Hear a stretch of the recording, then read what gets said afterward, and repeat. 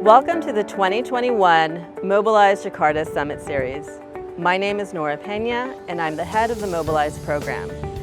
This year's summit will feature 3 sessions to be held on October 6th, November 3rd, and December 1st. This year's sessions will feature the 2021 Sustainable Transport Award winner, Jakarta.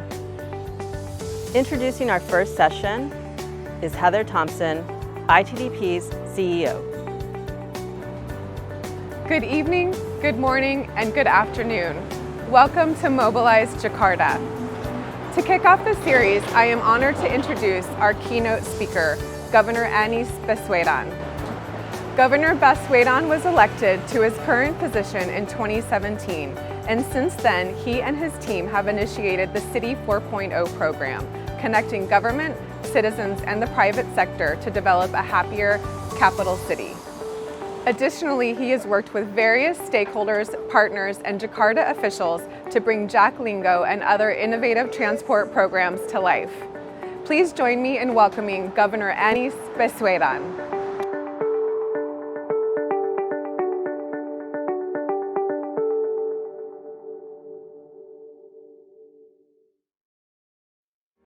Assalamualaikum warahmatullahi wabarakatuh. Peace be upon all of us. Good morning, everyone. Ladies and gentlemen, on behalf of the Jakarta Capital City Government, I'm truly honored to receive the 2021 Sustainable Transport Award. This achievement comes after years of groundbreaking works and transformations by everyone in the cities. So yes, it is indeed, we all are truly honored. And I'd like to convey my gratitude to Mobilize team for this opportunity to share our experience about Jakarta transformations to initiate a sustainable mobility through integrated transport system. As we all know, a city have great roles in providing a livable living environment for its inhabitants, since the most of world populations lives in cities. In this sense, many lives depend on urban areas development, and the city government is of course expected to provide sufficient services. Ladies and gentlemen, Jakarta is a home for 10 million people that always welcome the additional 4.4 million people who commute to the downtown area during the day. With an area of 660 kilometers squares and surrounded by the satellite cities, long-distance commutes of more than 30 to 40 kilometers are common for the populations in the Greater Jakarta. The existence of commuters will have impacts on the development of the origin and the destinations. And today, Jakarta is on the front lines of climate change and congestions. Jakarta loses about $7.1 billion in productivity per year as a result of traffic and air pollutions, since transportation is the main sector contributing to the city air quality. So Jakarta has committed ourselves to reducing greenhouse gas emissions by 30% in 2030, and by now, 9 years before 2030, we have already achieved 26% out of 30 in our target. So we are ahead of our target, and we are committed to reaching net zero emissions by 2050. We are consistently taking the lead to act for urban resilience and be champion in the transportations and mobility sectors. Therefore, Jakarta has shifted its paradigm from car-oriented development to transit-oriented development and become a more compact city. And the concept and the future plan of Jakarta will focus on several issues. 1. Minimize the use of motorized vehicle by integrating various different public transport mode and then applying odd-even license as restrictions on private vehicles and transitioning our bus rapid transit fleet to electric vehicle. Number 2. Promote active mobility by developing and revitalizing dedicated bike lanes and pedestrians, including improving the use of micro-mobility for first and last mile and applying low emission zone in some area that will accommodate sidewalks with integrated accessibility for multiple public transportations. Ladies and gentlemen, the year 2020 has presented us with unprecedented challenges. The global crisis caused by COVID-19 has given us a heavy blow on the socio-economic of countries across the globe, including cities as frontline. To slow down the viral transmissions, the Jakarta government adopted a restricted mobility policy. It's called large-scale social restriction, similar to that is adopted in many cities across the globe, and it was quite effective in restraining people's mobility. But on the other hand, it is unfortunate because Jakarta reached its peak in public transportation usage right before the pandemic hit the nations. Our BRT fleet, the Transjakarta, it spans nearly 250 kilometers and serves millions in the capital city. So Transjakarta has grown its daily readership to 950,000 every day. In 2019, we made 4 times increase of public transportation coverage compared to what it was in 2015.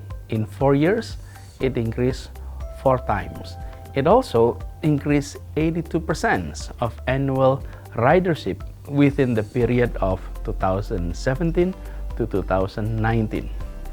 It all come after we introduced a system called Jaklingko that integrated various different public transportation mode into an integrated system in which the routes were integrated, the payment system were integrated, the management are also integrated. Beside that, the city development also encourages walking and cycling as the priority for mobility. We are working on 364 kilometers of revitalized sidewalks, 96 kilometers of dedicated bike lanes, and 52 bike sharing spots across the transit area in the city's busiest streets. Beside all of this, the pandemic also brings a silver lining.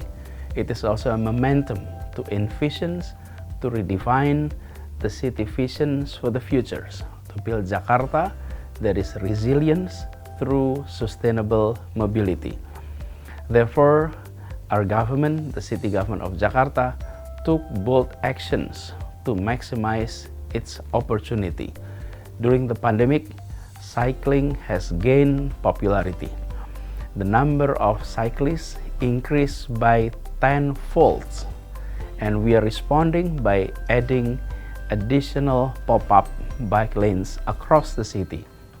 Besides that, the city government also began to create what was previously planned, the 63 kilometers of cycling path, which is planned to grow up to 200 kilometers over the next few years. We allocate no less than 10% of total parking space simply for bicycle at the office, at the shopping centers and towers across the city. So in the midst of the pandemic era, Jakarta accelerate its critical infrastructure development that include flood management, digital transformation within the provincial government, and also the public transportations. While Jakarta revenue has obviously decreased, as impacted by the economic contractions, and we shifted our budget focus much toward pandemic-related measures. However, the subsidies for public transport continue to increase 13% to reach $251 million in 2020. Ladies and gentlemen, with the pandemic of COVID-19, we have learned to be more resilient in every sense of the crisis that we face in the near future. We must have a more adaptive and resilient approach, and Jakarta has the potentials to become one of some international best practice, and we do hope Jakarta has the potentials to become an international best practice and massively improve the life of 30 million people living in the greater area of Jakarta. As City of Collaboration, Jakarta is reinforcing collaboration with various stakeholders to ensure the sustainable mobility that relied on transport-oriented development. Hopefully, today's event can be a platform to broaden our perspective on sustainable transport in the midst of the pandemic, and also to leverage further collaboration among all stakeholders involved. Thank you very much and warm regards from Jakarta. Assalamualaikum warahmatullahi wabarakatuh.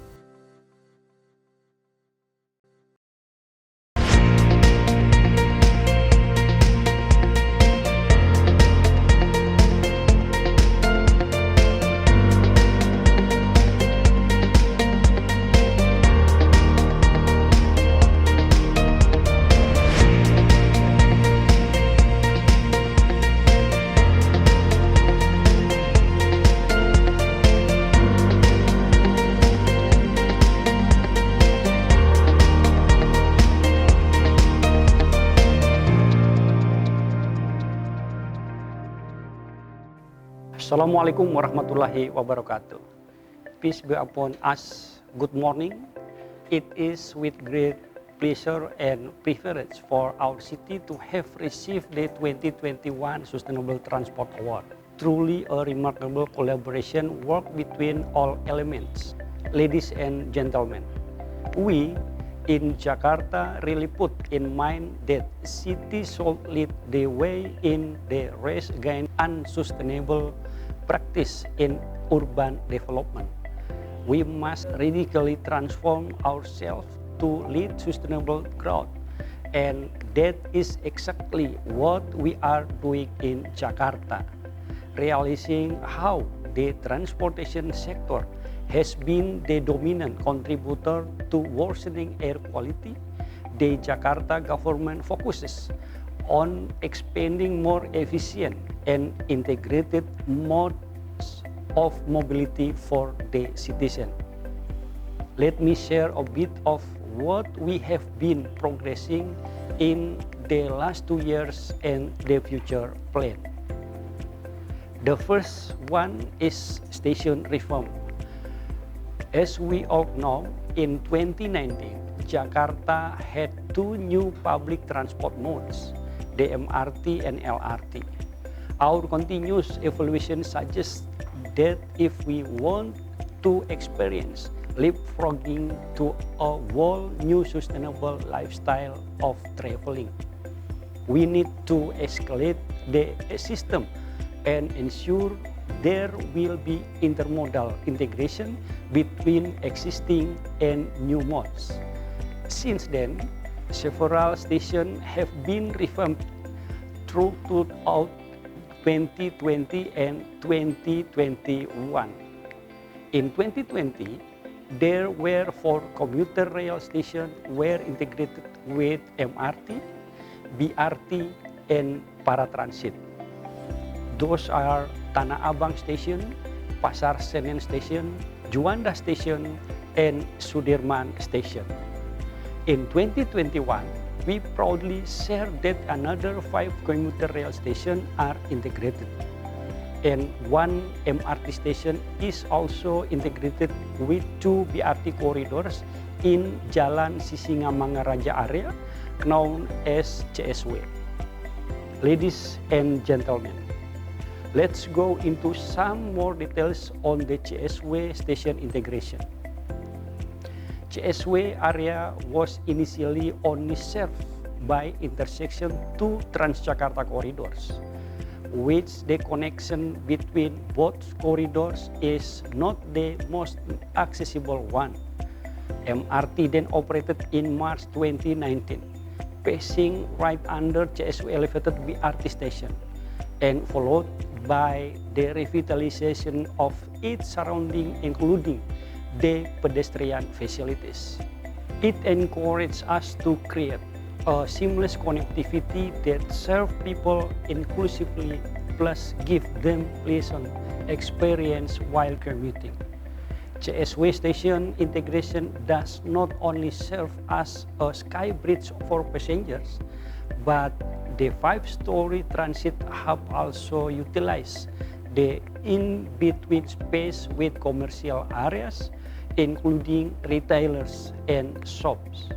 There is also an improvement for pedestrian crossing under the transit hub, where all 4 sides of Transjakarta Corridors 1 bus stop are safely interconnected by 8 grade crossings, not only physically, but informational integration based on the new governor's regulation of wayfinding was also implemented through all connected continuous signage placement and multimodal information. With the new integration between MRT, Transjakarta and the area, it will serve 100,000 passengers per day for MRT, 90,000 passengers per day for Transjakarta Corridor 1, and 25,000 passengers per day for Transjakarta Elevated Corridor 13. Ladies and gentlemen, another new progress that can be enjoyed by Jakarta citizens are bicycle infrastructure and facilities. Since 2019, there have been several efforts made on bicycle infrastructure in Jakarta, start by 63 kilometers of bike lane trial, followed by other bicycle facilities such as parking, bike on board and bike share. The target for the bike lane network is 609.4 kilometers to be built by 2030, and this year we are going to build 18.4 kilometers, which will be integrated with the MRT and BRT station. As for the bike share, currently there are around 52 bike share stations with 487 bicycle units around central Jakarta. We intend to expand and involve more operators to join, with 96 more parking locations in various public space. And last but not least, to wrap up all the integration is the Jaklingko apps. As there are various modes developed in Jakarta, one of the key initiatives is to integrate the system through an integrated Jaklingko apps, which is now still under development. In the near future, it is expected that all public transport modes in Jakarta will be integrated not only physically, but the whole information and fare system, becoming seamless integrated within the transportation sector is something Jakarta would like to keep up with. We want to make the commuting experience for Jakarta citizens more accessible for everyone. Thank you very much. Wassalamualaikum warahmatullahi wabarakatuh.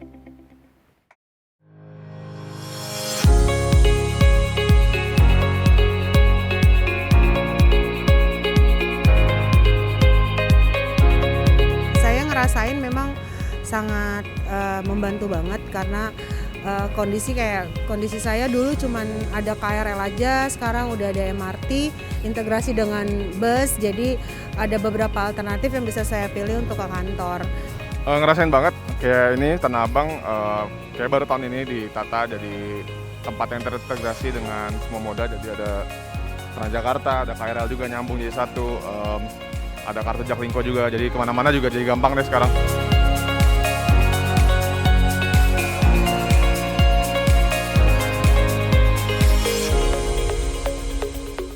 Jalur sepeda sekarang di Jakarta udah lebih baik, udah lebih banyak. Sebagai pengguna jalur sepeda, saya merasa lebih aman. Dan lebih diperbanyak lagi jalur sepedanya supaya pesepeda jadi lebih aman untuk bersepeda di Jakarta.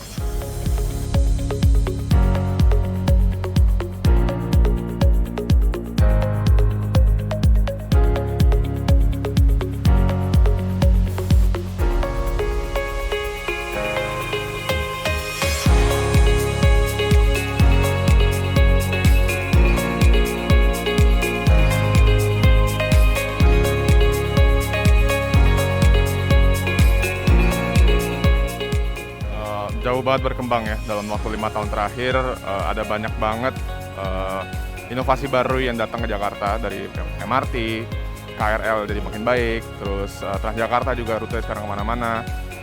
Sekarang jalur sepeda juga ada di mana-mana, jadi sangat jauh lebih baik. Kebantu banget sih Kak, soalnya memang kan selama ini itu kan integrasinya kan belum ada.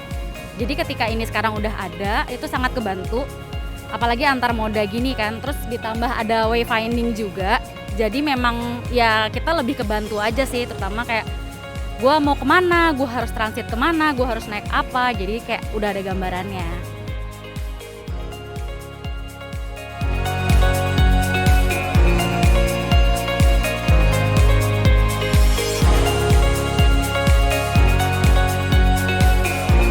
Sangat berterima kasih dengan Pemprov DKI atas integrasinya antara MRT, KRL, dan Transjakarta, karena sudah dibuktikan itu makan waktu yang sangat singkat sekali.